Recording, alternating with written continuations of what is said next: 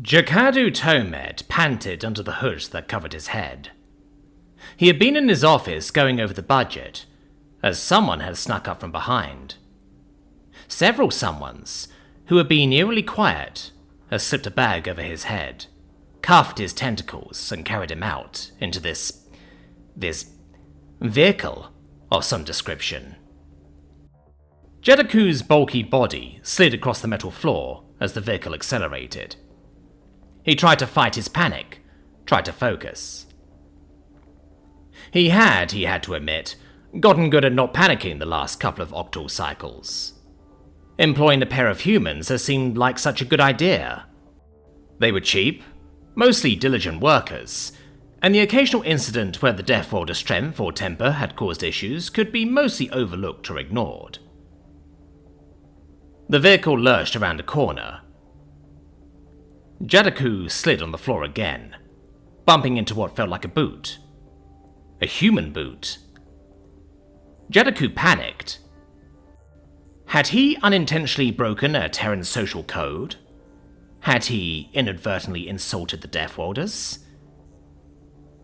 Hadn't the female looked at him in an odd manner over the last tentacle full of cycles? Or was it... Jadaku fought a sudden urge to self-terminate. The male. The male had told him to get out of the shop repeatedly, had he not? Clearly the humans were not satisfied with the wages he paid anymore, but wanted to take over his business. The reasonable wages, Jadaku told himself. Quite reasonable wages. The mostly quite reasonable wages. Oh, mercy, he had underpaid them, had he not? Because they were human, and few others wanted to employ them. Jadaku's heart raced as he failed to stop the panic from rising. Jadaku slid away from the boot as the vehicle suddenly stopped.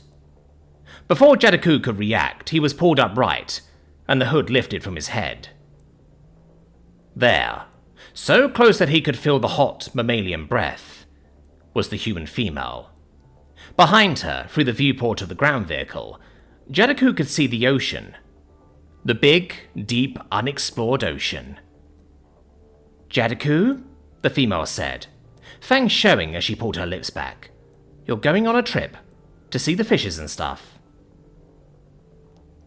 Before Jadaku could react, the human male opened the door of the vehicle suddenly, carrying a bag half as big as Jadaku was.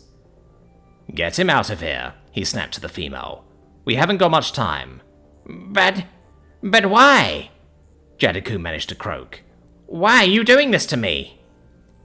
It's for your own good, the female said, as she bodily lifted Jadaku up and out of the vehicle. Trust us.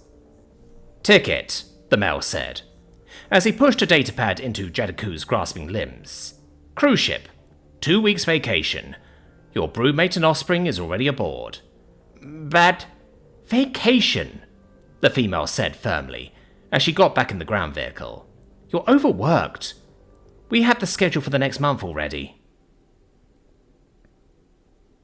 The male had gotten into the ground vehicle as she spoke. Jadaku could only watch as they sped away, leaving him holding the ticket and the bag of luggage.